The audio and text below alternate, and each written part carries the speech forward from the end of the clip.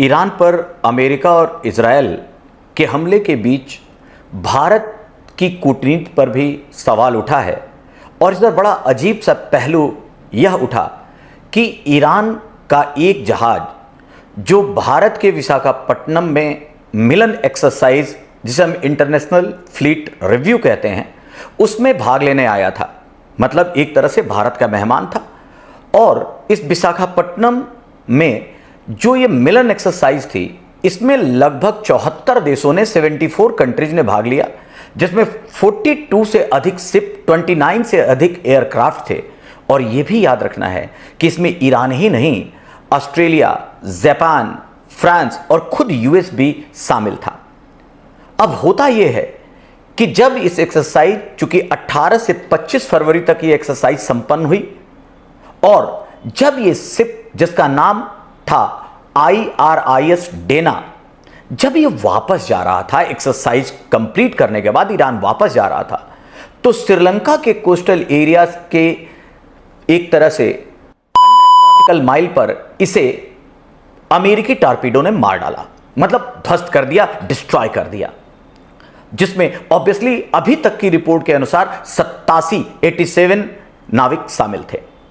अब समस्या यह आती है कि ठीक है भाई, अमेरिका और ईरान के बीच युद्ध चल रहा है, ईरानियन शिप को अगर टॉर्पीडो यूएस ने मारा तो इसमें जाता क्या है? तो सबसे पहला प्रश्न यह है कि जब भारत से एक्सरसाइज करके जा रहा था, वो हमारा मेहमान था, तो क्या उसकी सुरक्षा का दायित्व भारत पर नहीं था? और यहीं से डिप्लोमेटिकल एक तरह से डिस्कोर्स शुरू होता है। क्रिटिक्स ये कहने लगे हैं कि भारत की डिप्लोमेसी क्या फेल हो गई है?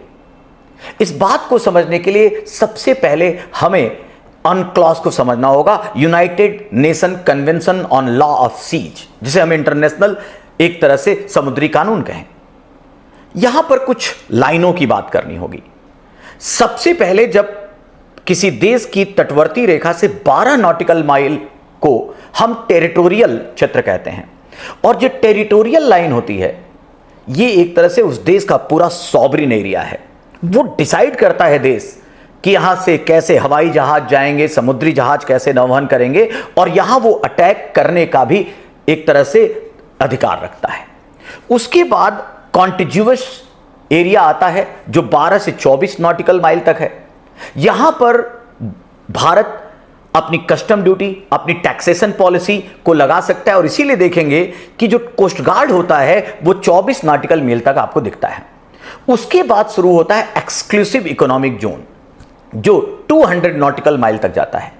एक्सक्लूसिव इकोनॉमिक जोन का मतलब है उस देश का वहां के मरीन रिसोर्सेज पे पूरा अधिकार होता है, जिसे हम ब्लू इकोनॉमी के संदर्भ में आजकल समझते हैं। वहां पे जो भी माइनिंग है, फिशिंग है, इन सब से उस देश का अधिकार होता है।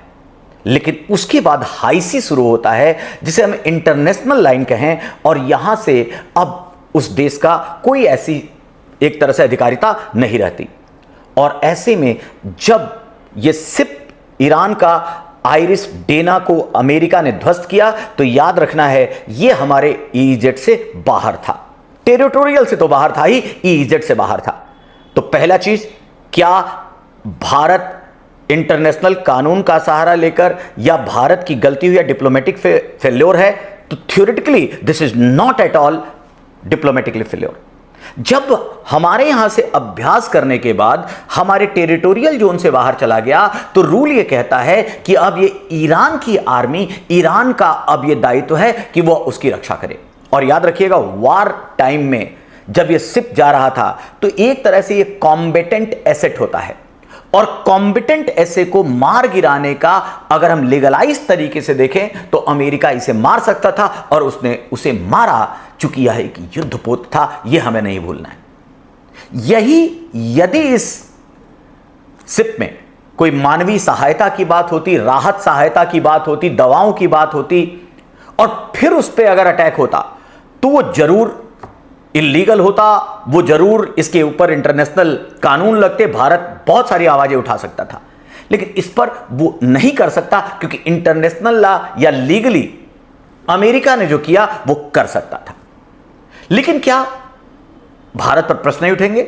निसंदेह, अगर मोरली देखा जाए, ह्यूमन ग्राउंड पे देखा जाए, अगर मानवीय तौर पर देखा जाए तो निसंदेह भारत को क्षति हुई है। आप धीरे धीरे विकसित देश की बात करते हैं, दुनिया में बहुत सारे अपने पहलुओं की बात करते हैं, एक लीडर की बात करते हैं, लेकिन आपके यहां अगर कोई सिप आकर अभ्यास करके वापस जा रही है और उसे मार गिराया गया तो प्रश्न उठेगा, इससे कोई इनकार नहीं कर सकता। और सबसे बढ़कर भारत ने सागर, पहले कॉन्सेप्ट दिया था हमारे प्राइम मिनिस्टर ने, security and growth for all region, उसकी जगह नया कॉन्सेप्ट दिया महासागर। और महासागर का मतलब बहुत साफ है, म्यूचुअल एंड होलिस्टिक एडवांस या advancement for security and growth for all region. अब यहां तो उस महासागर की रणनीति पर तो प्रश्न उठेगा ही उठेगा। और ऐसे में एक चीज साफ होती है, कंक्लूसिव पॉइंट यही है कि लीगली, इंटरनेशनल लॉ के तहत, डिप्लोमेटिकली भारत की कोई गलती नहीं है, भारत का कोई पक्ष नहीं है कि कोई भी कह रहा है कि नहीं भारत से जहाज जा रहा था उसे मार दिया गया, यह हमारा नुकसान है। नो, क्रेडिबिलिटी उसके बाद जैसे ही ईजेट से बाहर गया, अब उसे ईरान का दायित्व देखना था। लेकिन मोरली और ह्यूमन बैकग्राउंड पे ऑब्वियसली हमें यह देखना पड़ेगा। और फ्यूचर में आगे अगर हमें वैश्विक नेतृत्व की ओर जाना है, ऐसे एक्सरसाइजों की सफलता को देखना है, तो ऑब्वियस सी बात है हमें अपने पक्ष को मजबूत करना ही होगा।